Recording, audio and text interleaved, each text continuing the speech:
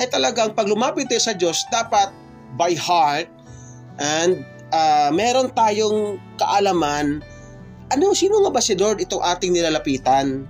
Alright? Yan. Hindi ho lang siya basta karakter sa Biblia. Hindi po. He is a living God, a powerful God. Diba? Sobra pa siya sa doktor. Yung doktor ka, pag lumalapit ka, diba? Yes, andyan na si Doc. Masayang masaya ka. How much more pag lumapit ka sa Diyos at magdasal, yes, Lord, andyan ka na naman. Feel na feel mo siya.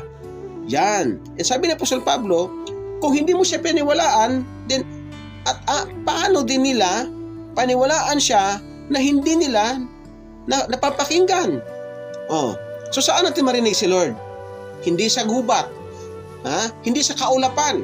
Saan natin marinig si Lord? Una-una, dito sa Bible. Dito ang kanyang mensahe na dapat natin pakikinggan. At sabi ni Apostol Pablo, at paano nila maririnig kung walang magbabahagi? Kaya ito yung pinakamahalagang role natin ngayon. Na kung ikaw ay nagbabahagi ng salita ng Diyos, wow! Kasi hindi po lahat binigyan ng calling ng Diyos para magbahagi.